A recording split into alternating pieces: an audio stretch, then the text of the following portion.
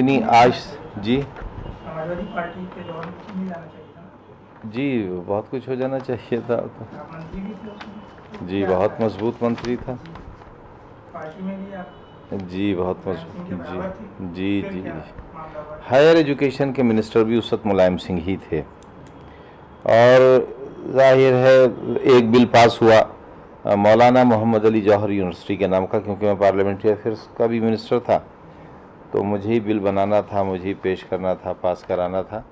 उसका नाम था मौलाना मोहम्मद अली जौहर अरबी फ़ारसी यूनिवर्सिटी। 48 घंटे पहले हाउस में बिल की कॉपी डिस्ट्रीब्यूट करना होती है और 48 घंटे बाद उस पर बहस होती है ताकि मेंबरान उसे पढ़ सकें।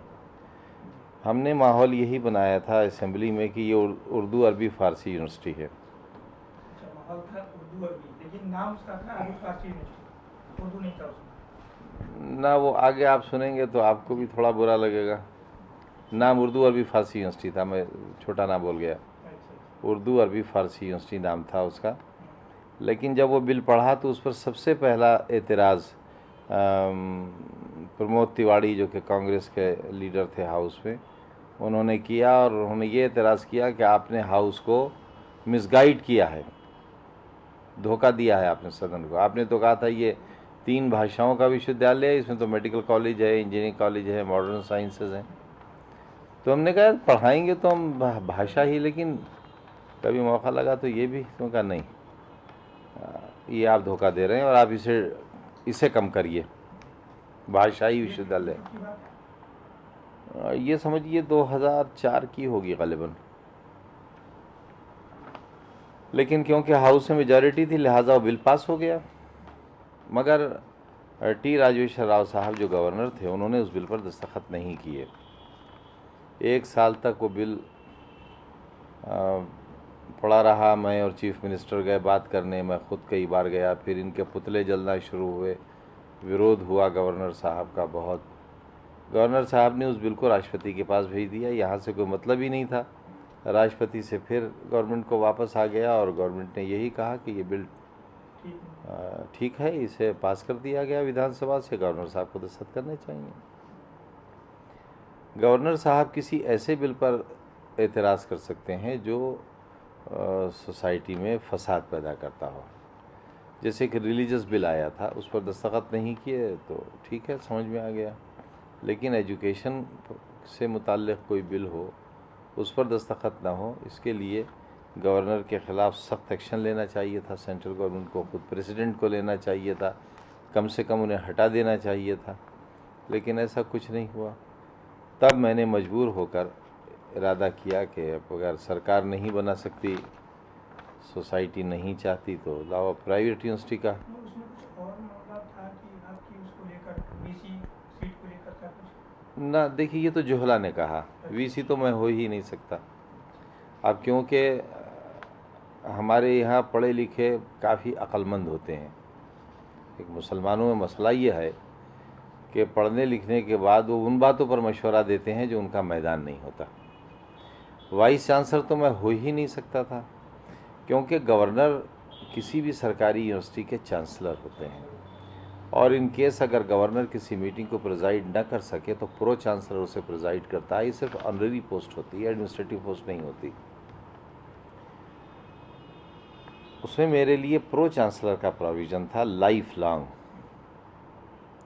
इस पर एतराज़ सबसे ज़्यादा मुसलमानों ने किया कि आज़म खान क्यों होना चाहते हैं साहब। तो मैंने ये कहा कि क्योंकि मैं इस काबिल हूँ इसलिए होना चाहता हूँ। मैं तो प्राइम मिनिस्टर होना चाहता हूँ, मैं उसके अहल हूँ। मुसलमानों को ये नहीं मालूम था, हमारे पढ़े लिखों को, कि 50 प्रो चांसलर और भी हैं, लेकिन उनमें कोई इस नाम का नहीं है। अन्नामलाई यूनिवर्सिटी का प्रो चांसलर चौथी नस्ल है। हर बड़ा बेटा दस्तूर के एतबार से यूनिवर्सिटी के प्रो चांसलर होता है लाइफ लॉन्ग। ये पढ़े लिखे मुसलमानों को नहीं मालूम था। बहरहाल वो बिल पास पड़ा रहा। फिर मैंने एक प्राइवेट बिल पेश किया और उसमें से मौलाना लफ्ज़ डिलीट किया, क्योंकि एक नाम की 2 यूनिवर्सिटीज़ नहीं हो सकती थी, तो उसका नाम रखा मोहम्मद अली जौहर यूनिवर्सिटी। 2005 वो बिल पास हुआ। उस पर भी गवर्नर साहब ने दस्तखत नहीं किए। तब और विरोध हुआ इनके खिलाफ, और जब रामपुर आने पर इन्हें मैंने कहा कि आप नहीं आ सकते। मैं मिनिस्टर था, गांधी समाधि पर फूल चढ़ाने थे, हमने करना था।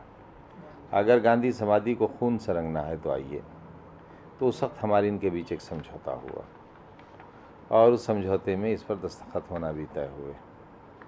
तब इन्होंने उसे साइन किया। जब हम मिलने गए तो इन्होंने कहा कि देखिए, आपने मुझे कहा कि आप मुझसे ज़्यादा पढ़े लिखे हैं। मैंने कहा साहब, अगर आप बुरा ना माने तो मैं वाकई आपसे ज़्यादा पढ़ा लिखा हूँ। आप सिर्फ BA पास हैं और आप प्रमोटेड IAS हैं। मैं LLM फाइनल सेमेस्टर में था जब जेल चला गया था इमरजेंसी में।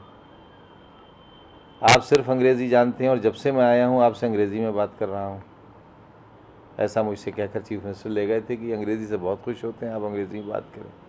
मगर टूटी फूटी मैं आपकी समझ भी रहा हूँ और आपसे बोल भी रहा हूँ। तो जो भाषा लगभग आपकी मादरी है वो मैं जानता हूँ। आप अरबी नहीं जानते, मैं जानता हूँ। आप फ़ारसी नहीं जानते, मैं जानता हूँ। मैं उर्दू जानता हूँ। मैं हिंदी का पंडित हूँ, मैंने हिंदी लिटरेचर से BA किया है AMU जैसी यूनिवर्सिटी से। तो 5 भाषाएं जानता हूँ, आप सिर्फ 2 जानते हैं। तो डिग्री भी मेरी आपसे ज़्यादा है, तो उस पर ये थोड़ा मुस्कुरा दिए। तो अच्छा लगा, पहली बार हमारा गवर्नर मुस्कुराया था। अब क्या हो रहा है? तो ये बिल तो पक्के अब हो वो गए। यूनिवर्सिटी तो साहब बनी खड़ी है, पूरी यूनिवर्सिटी बनी खड़ी है माशाल्लाह, शानदार। बस उन्हें इतना कहना है कि नाउ यू स्टार्ट एडमिशन्स। वो उस वक्त भी नहीं हुआ, अब भी नहीं हुआ। अब हमने ये कहा है कि अगर सिर्फ नाराज़गी इस बात की है, गवर्नर साहब ने हमारे लिए एक बहुत हल्की बात कही थी जो हम कैमरे के सामने नहीं कह सकते। बहुत हल्की बात कही थी, और उन्होंने इस बात से हमें जोड़ा था कि किसी ज़माने में AMU पर यह चार्ज आया था कि उसने पाकिस्तान बनवाया है, और 47 में AMU बंद हो गया था। मौलाना अबुल कलाम